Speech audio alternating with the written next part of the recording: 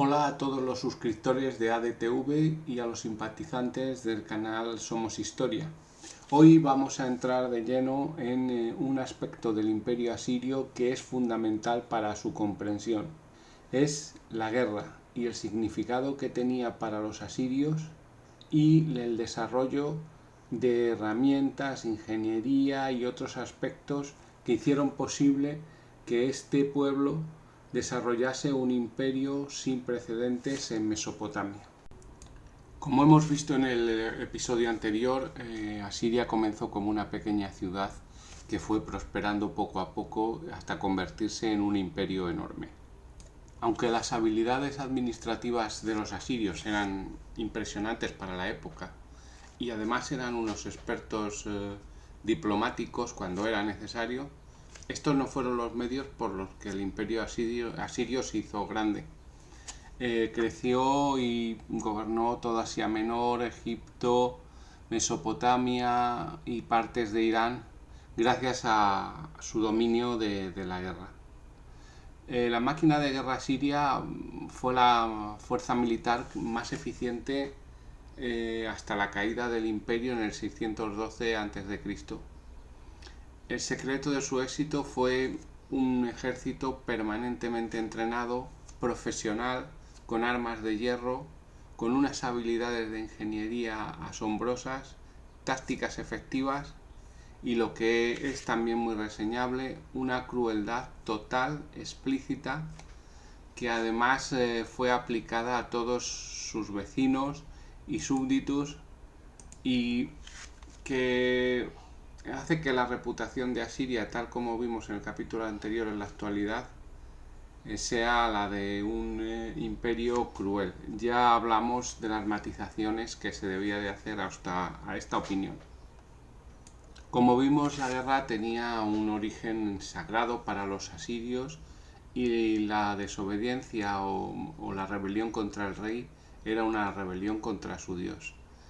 En cuanto a la crueldad, en todas las estelas durante los reinados de prácticamente todos los reyes asirios encontramos una sencilla frase cuando se habla de victorias contra enemigos: destruí, devasté y quemé con fuego.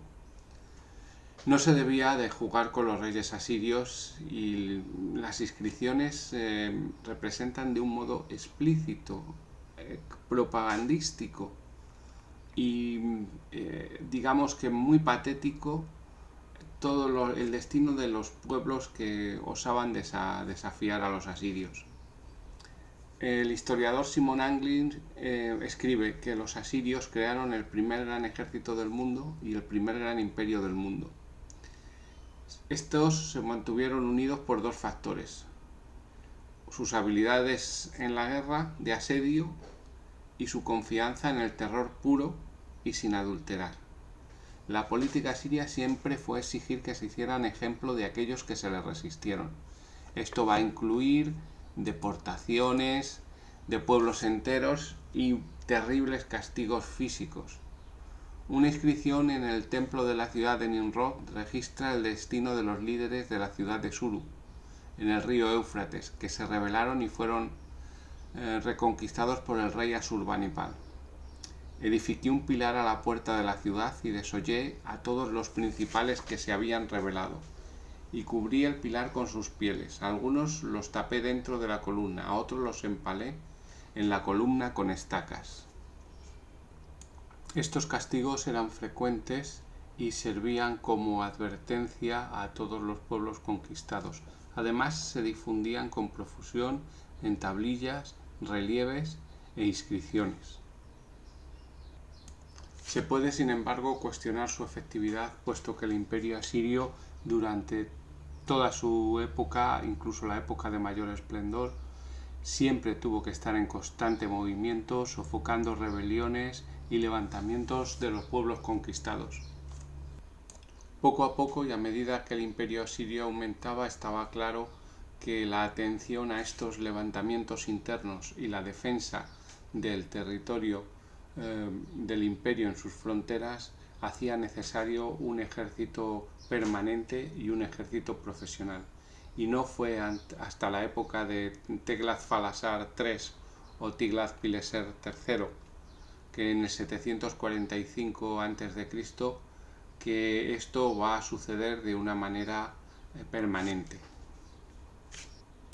Hecha esta síntesis, comencemos por el principio.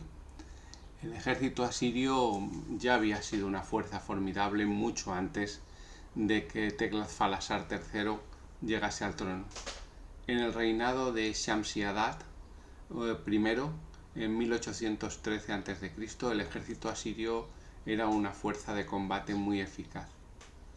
En el periodo conocido después como el Imperio Medio, reyes como Ashurbayit en 1353 a.C. empleaban el ejército con mucha eficacia en la conquista de Mitanni, y el rey Adad-Nirari I en 1307 a.C. expande el imperio a través de la conquista militar y aplasta todas las rebeliones internas. Este rey conquistó por completo Mitanni y comenzó lo que se convertiría en la política normal bajo el imperio asirio: la deportación de grandes segmentos de la población. Con Mitanni bajo el control asirio, Adad-Nirari I decidió que la mejor manera de evitar cualquier levantamiento futuro era eliminar a los antiguos ocupantes de la tierra y reemplazarlos por asirios. Esto no debe entenderse, sin embargo, como un trato cruel a los cautivos. Escribiendo sobre esto, la historiadora Karen Radner afirma que los deportados, su trabajo y sus habilidades fueron extremadamente valiosos para el Estado asirio, y su reubicación fue cuidadosamente planificada y organizada. No debemos imaginar viajes de fugitivos indigentes, presa fácil del hambre y la enfermedad. Los deportados debían viajar con la mayor comodidad y seguridad posibles hasta llegar a su destino en buenas condiciones físicas. Siempre que se representan las deportaciones en el arte imperial asirio, se muestra a hombres, mujeres y niños viajando en grupos, a menudo montados en vehículos o animales y nunca atados. No hay razón para dudar de estas representaciones, ya que el arte narrativo asirio no rehúye la exhibición de la violencia extrema. Los deportados fueron elegidos cuidadosamente por sus habilidades y enviados a regiones que podían aprovechar al máximo sus capacidades. No todos en la población conquistada fueron elegidos para la deportación, y las familias nunca fueron separadas. Aquellos segmentos de la población que se habían resistido activamente fueron asesinados o vendidos como esclavos, pero la población en general fue absorbida por el imperio y se les consideró asirios.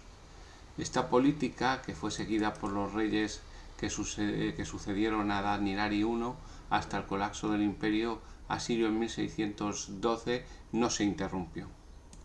Tiglat-Falasar I, 1115 a.C., revitaliza el ejército y expande aún más el imperio. Los éxitos militares de estos reyes y de los que les siguen son todavía más impresionantes cuando se reconoce que solo disponían de un ejército a tiempo parcial. Los ejércitos del mundo antiguo estaban compuestos por reclutas, por levas, que en su mayoría eran agricultores. Por lo tanto, las campañas militares se llevaban a cabo en verano, en el momento de la siembra de los cultivos, entre la primavera y la cosecha de otoño. Las guerras nunca se libraron en los meses de invierno. Este paradigma va a cambiar bajo Tiglat-Falasar III, quien cambió por completo el curso de cómo se librarían las guerras a partir de ese momento. Creó el primer ejército profesional del mundo y el historiador Brendan Nagel describe que el ejército era una fuerza de combate integrada por infantería, caballería, fuerzas especiales que eran honderos y arqueros. Fue el primer ejército en combinar sistemáticamente ingeniería y técnicas de combate. Los ingenieros desarrollan máquinas de asedio, construyen puentes, cavan túneles y perfeccionan los sistemas de suministro y comunicación. El uso generalizado del armamento de hierro le permitió poner un gran número de soldados en el campo. Hablemos un poco más de este ejército profesional. Tiglat-Falasar III, que quiero decir que es un rey poco conocido y que se le hace escasa justicia, decretó que los hombres serían contratados y entrenados como soldados profesionales y servirían en el ejército con un trabajo a tiempo completo. Esto era un concepto totalmente revolucionario. Aumentó el comercio y la producción de armas de hierro, la adquisición de caballos, la construcción de carros de guerra y las máquinas de asedio. Una vez que tuvo su ejército funcionando con la máxima eficiencia, pues lo puso en uso. Marcha hacia el norte, derrota al reino de Urartu, que durante muchísimo tiempo había sido un poderoso enemigo de los asirios. En 743 a.C., con ya Urartu bajo su control, marcha al oeste hacia Siria y castiga al reino de Arpad, que había sido aliado de Urartu. En ese mismo año sitió la ciudad de Arpad durante 3 años y cuando cayó la hizo destruir y masacraron a los habitantes. Los que sobreviven son deportados a otras regiones. Campañas como este largo asedio solo podrían haber sido realizadas con un ejército profesional como el que había creado Teglath-Phalasar III. Y como señala el historiador Dubovsky, esta expansión del imperio asirio no podría haberse producido sin el nuevo ejército, la mejora logística y armamentística, y en particular el uso de las armas de hierro que sustituyen a las de bronce. Las armas de hierro se podían producir en masa para equipar una fuerza de combate mucho mayor que la que antes se podía poner en el campo y, por supuesto, eran más fuertes que las armas de bronce. Aún así, explica Dubovsky, aunque podamos distinguir una mejora en el armamento de Teglath-Phalasar III, en particular en las máquinas de asedio, las armas por sí solas nunca pueden ganar una guerra, a menos que se usen con una planificación brillante. Los éxitos de Teglath-Phalasar III en la batalla radican principalmente en sus estrategias militares y su voluntad también de hacer lo que sea necesario para tener éxito con sus objetivos. Es cierto también que tenía a su disposición la fuerza de combate más grande, mejor entrenada y mejor equipada en la historia del mundo hasta ese momento. Paul Krivacek describe cómo le habría parecido a un oponente del 740 a.C. La llegada del ejército asirio en el siguiente texto. Habría visto en el centro de la formación el cuerpo principal de infantería, falanges compactas de lanceros, las puntas de sus armas brillando al sol, cada uno dispuesto en 10 filas de 20 columnas. Se habría maravillado y tal vez temblado por la disciplina y precisión de sus maniobras, en contraste con la forma relativamente libre de los ejércitos anteriores, ya que las reformas habían introducido una estructura de mando altamente desarrollada y eficaz. Los soldados de infantería luchaban en escuadrones de 10, cada uno encabezado por un suboficial, y agrupados en compañías de 5 a 20 escuadrones bajo el mando de un capitán. Estaban bien protegidos y muy bien equipados, ya que Asiria estaba desplegando los primeros ejércitos de hierro, espadas de hierro, hojas de lanza de hierro, cascos de hierro e incluso escamas de hierro cosidas a modo de armadura en sus túnicas. El armamento de bronce no ofreció una competencia real. Este nuevo material, que era más barato, más duro, menos quebradizo, podía afilarse más y mantener un borde más afilado durante mucho más tiempo. El mineral de hierro no se encuentra en el corazón del norte de Mesopotamia, por lo que se ha hecho todo lo posible para poner todas las fuentes cercanas de este metal bajo control asirio. Los lanceros asirios también eran más móviles que sus predecesores. En lugar de sandalias, ahora utilizaban el invento militar asirio, que posiblemente fue uno de los más influyentes y duraderos de todo: la bota militar. En este caso, las botas eran un calzado de cuero hasta la rodilla, de suela gruesa, claveteadas y con placas de hierro insertadas para proteger las espinillas. Permiten por primera vez luchar en cualquier terreno, por accidentado y húmedo que sea, montañas, pantanos y en cualquier estación, invierno, verano. Es el primer ejército para todo clima y para todo el año. Había además arqueros y honderos, los arqueros equipados con el nuevo arco compuesto que podía disparar a larga distancia sobre la infantería que avanzaba, y en la vanguardia máquinas de asedio de las tropas de choque y formaciones de carro, plataformas móviles con catapultas y el antiguo equivalente de lo que hoy son los tanques. Estos ya no son tirados a paso lento por asno, sino por animales mucho más rápidos, grandes y robustos, los caballos. Cada carro estaba propulsado hasta por 4 caballos. Con este enorme ejército, Teglat-Falasar III establece de manera muy firme una gran extensión del imperio asirio. Hacia el 736 a.C., este imperio abarca toda Mesopotamia, el Levante, un área que se extendía desde el Golfo Pérsico hasta el actual Irán, cruzando el mar Mediterráneo y descendiendo por Israel. Este imperio y este ejército es el que heredaría Sargón II 722 a.C., fundador de la dinastía sargónida y el mayor rey del imperio neoasirio. Aunque, como ya hemos dicho, las máquinas de asedio se habían empleado antes en el imperio, se usó con mayor eficacia durante este periodo, el conocido como el imperio neoasirio, del 934 al 610 a.C. Más que cualquier otra cosa, el ejército asirio se destacó en la guerra de asedio y fue la primera fuerza que llevó un cuerpo de ingenieros separado. El asalto fue su táctica principal contra las ciudades que estaban amuralladas y que hasta entonces parecían inexpugnables.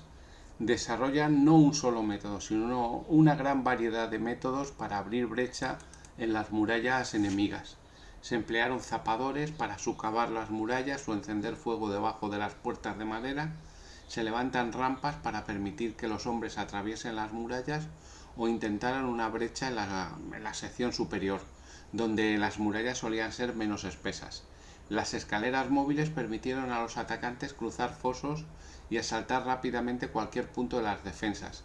Estas operaciones fueron cubiertas por masas de arqueros, que eran el núcleo de la infantería, pero el orgullo del ejército asirio era una máquina que estaba formada por torres de madera de varios pisos con 4 ruedas y una torreta en la parte superior y uno o a veces 2 arietes en la base que permitía atacar con eficacia las puertas de las murallas.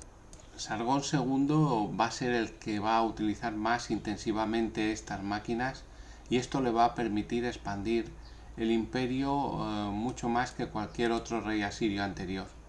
Su reinado se considera el apogeo absoluto del imperio asirio y sus campañas fueron modelos de eficiencia, tácticas militares brillantes, coraje y crueldad. Sin embargo, el asedio asirio mejor documentado fue el de la ciudad de Laquis, bajo el hijo de Sargón II, Sennacherib, que aparece en la Biblia, 705 a.C. Como cualquier otro rey asirio, estaba orgulloso de sus conquistas militares y las hizo representar detalladamente en relieves que bordeaban los pasillos de su palacio en Nínive. El asedio de Laquis comenzó, como a menudo ocurría con estas contiendas militares, con enviados asirios cabalgando hacia las murallas de la ciudad para exigir la rendición. A la gente se le dijo que si cumplían serían bien tratados, mientras que si resistían sufrirían el destino común de todos aquellos que se resistían al imperio asirio. Aunque es bien sabido que los asirios no tenían piedad, los defensores de Laquis optaron por arriesgarse y mantener su ciudad. Anglin describe la progresión del asedio una vez que los enviados regresaron al campamento asirio. Primero se rodea a la ciudad para evitar la fuga. A continuación se adelantan los arqueros al amparo de escudos gigantes para despejar las almenas. Luego el rey usó el método asirio probado de construir una rampa de tierra cerca de la muralla enemiga, cubriéndola con piedra plana y empujando hacia adelante la máquina que hemos descrito antes. Luego los asirios organizaron un asalto en 2 frentes.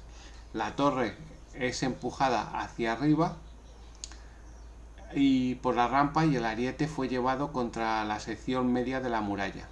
Los arqueros en la torre despejaron las almenas, mientras que los arqueros en el suelo empujaban cerca de la pared para cubrir un asalto de infantería con escalas. La lucha ha sido intensa y el asalto llevó varios días, pero finalmente los asirios entran en la ciudad. La arqueología ha revelado que el lugar fue saqueado y cientos de hombres, mujeres y niños fueron pasados a espada.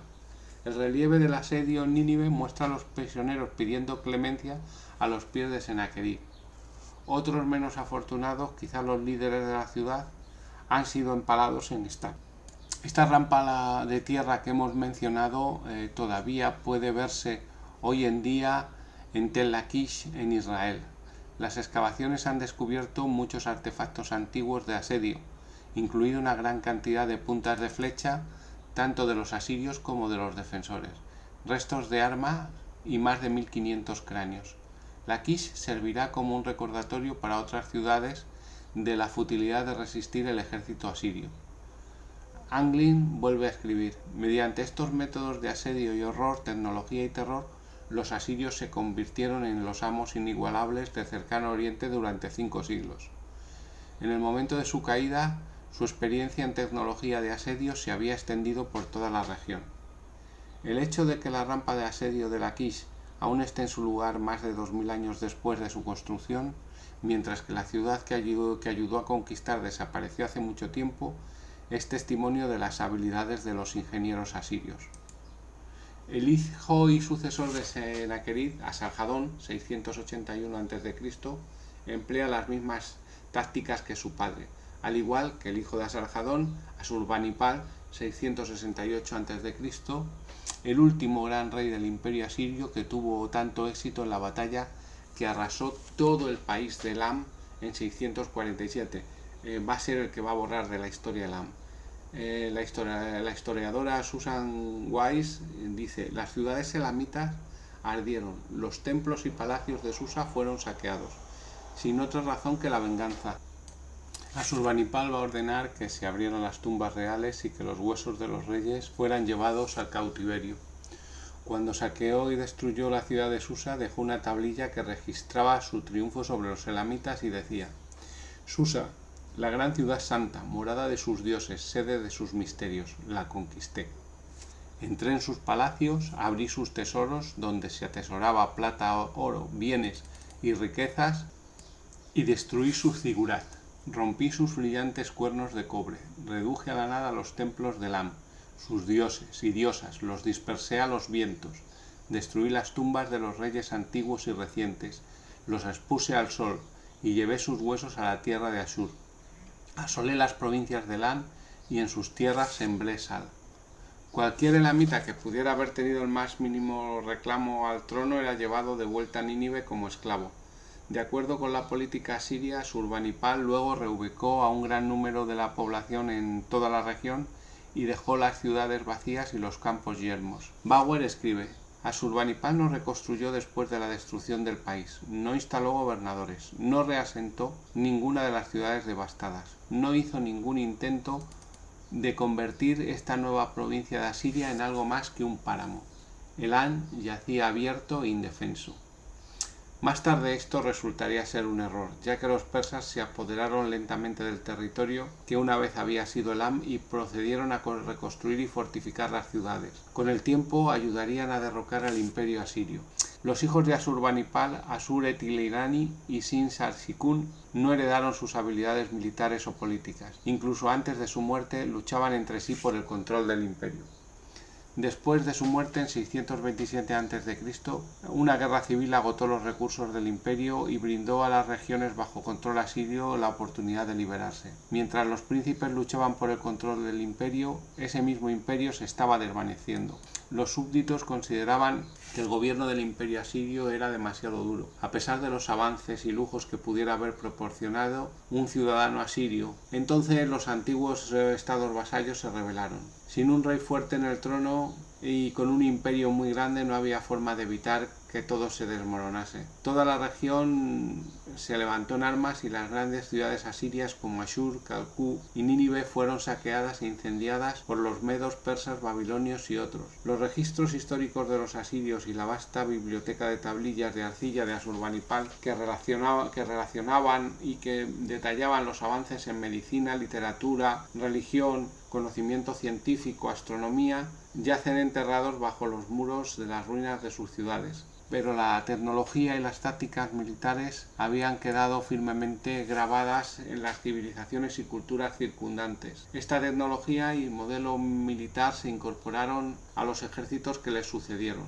Más tarde, el poder y las tácticas militares de los romanos, incluida la máquina de asedio y las masacres en masas de aquellos que se les resistieron, estaban firmemente basados en los modelos de guerra siria que acabamos de detallar.